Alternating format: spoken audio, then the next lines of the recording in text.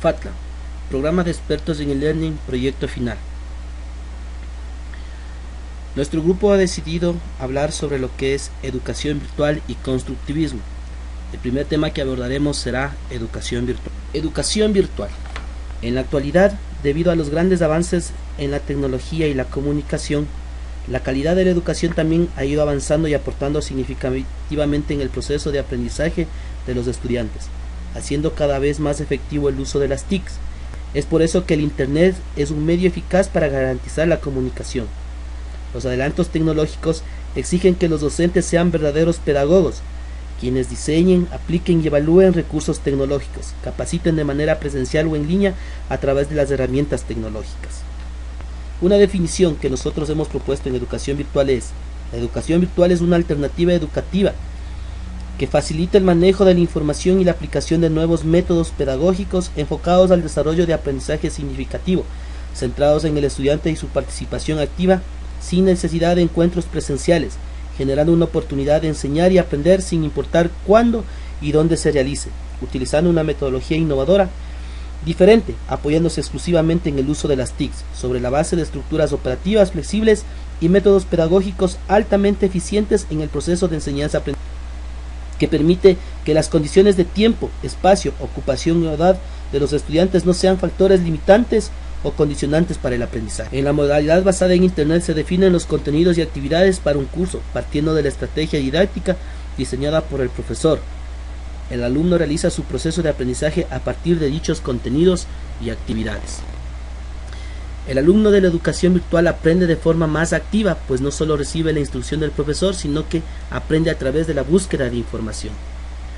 Las ventajas de la educación virtual: se siente personalizado con el trato con el profesor y sus compañeros, adapta el estudio a su horario personal, participa offline, sigue el ritmo de trabajo. El alumno tiene un papel activo que no se limita a recibir información. Todos tienen acceso a la enseñanza, no se perjudican quienes no acuden periódicamente a clases. Existe el feedback o retroalimentación. Desventajas de la educación virtual: la pasividad del sujeto frente a este medio, inexistencia de estructura pedagógica, dificultades organizativas, problemas técnicos y altos costos de mantenimiento, temor a que los estudiantes vean los medios con pasividad, trabajar cualquier aspecto o contenido de forma virtual. Clases de la educación virtual. E-learning es la enseñanza a distancia en la que predomina la comunicación asincrónica a través del Internet. P-learning es la combinación de la enseñanza virtual y presencial. U-learning se trata del uso de la tecnología en todas partes, en cualquier momento y en cualquier lugar. Factores de la educación virtual. Plataforma educativa virtual. Estamos hablando del portal educativo, aulas virtuales, centro de interacción virtual, capacitación permanente. Los procesos administrativos, algo muy importante, departamento de educación en línea. Debe estar conformada por un pedagogo, un técnico y un comunicador. Procesos tecnológicos: el registro de un dominio web, el servicio de nuestro hosting, servidores sean estos compartidos o dedicados, la banda de transferencia, el sistema de pago electrónico. Personalización en la educación: el docente es el eje en la comunidad del aprendizaje, desarrollo de destrezas, tolerancia y socialización. Calidad de los contenidos: la información intermedial y multimedial, uso de recursos web. Cantidad de información: la teoría es un adicional a los conocimientos adquiridos en la interacción.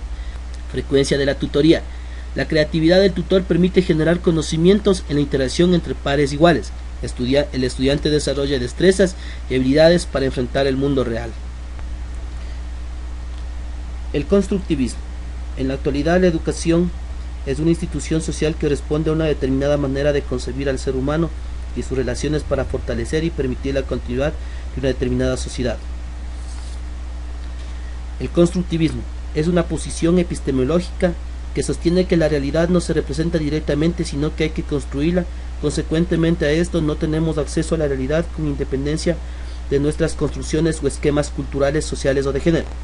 Básicamente puede decirse que el constructivismo es el modelo que mantiene que una persona, tanto en aspectos cognitivos, sociales y afectivos del comportamiento, no es un mero producto del ambiente, ni un simple resultado de sus disposiciones internas, sino una construcción propia que se va produciendo día a día como resultado de la interacción de estos dos factores.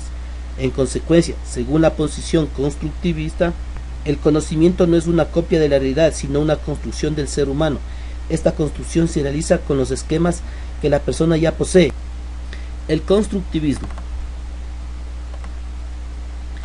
El constructivismo privilegia el aprendizaje por descubrimiento, es decir, que el estudiante crea los conocimientos que necesita.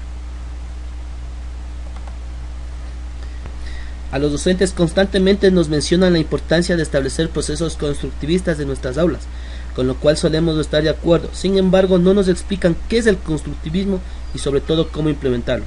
El primer obstáculo a enfrentar es que la mayoría de nosotros aprendimos bajo lineamientos poco afines con esta propuesta. Nuestros maestros poco sabían de aprendizaje significativo y de la participación activa del educando, salvo algunas honrosas excepciones que siempre ha habido.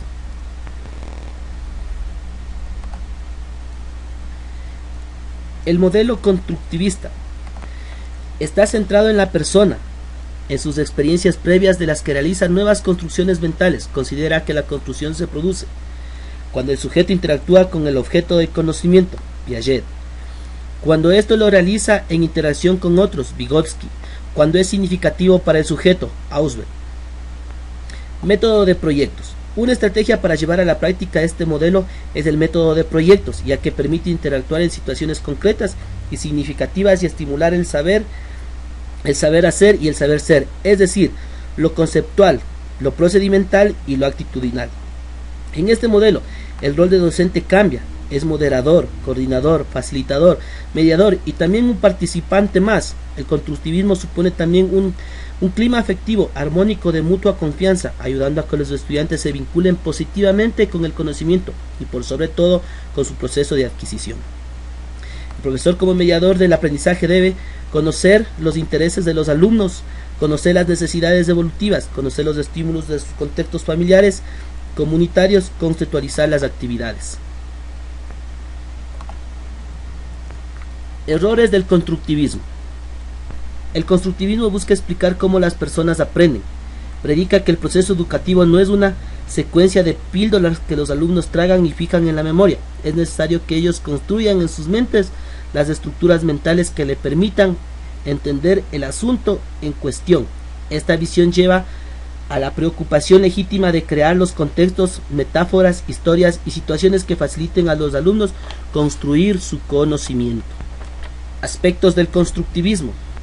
Contexto social. La ciencia, especialmente la psicología, reconoce que para el aprendizaje es necesario tener en cuenta el ser que aprende.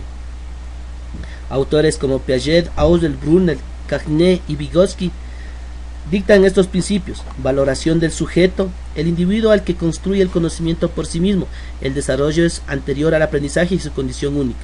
El rol del docente, preparador de las actividades y experiencias para los estudiantes.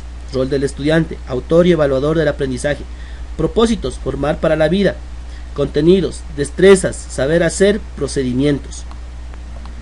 Procesos mentales, responder a los intereses de los estudiantes. Debe tener una secuencia, de lo más cercano a lo más lejano, flexible. No hay una secuencia, todo se conoce integralmente. Metodología, activismo, aprendizaje por descubrimiento y solución de problemas. Actividades, dimensión, experimentación e investigación, inmersión en la realidad, recursos, vida real, laboratorios, evaluación. Todo es válido y correcto. Se evalúan procedimientos, portafolio de acuerdo al ritmo de cada estudiante.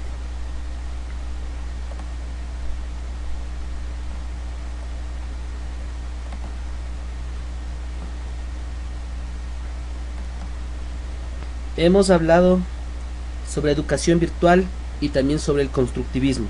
Ahora vamos a hablar sobre educación virtual y constructivismo. En este tema nosotros abordaremos el aprendizaje significativo, las TICs, recursos tecnológicos, estrategias educativas, interacción y comunicación, aprendizaje colaborativo, autoaprendizaje. Son elementos que vinculan lo que es la educación virtual y el constructivismo. Elementos del ambiente constructivista. Los elementos que a continuación detallaremos son muy importantes: disposición para aprender, actividades colaborativas, ambiente apropiado, experiencias previas, motivación, Aprender a aprender, discriminar contenidos, transferencia. Principios básicos del constructivismo. Valores a considerar en la educación virtual y el constructivismo. Para generar este tipo de educación debemos considerar los siguientes valores. Respeto a la individualidad. Este modelo educativo respeta la individualidad, el autoaprendizaje.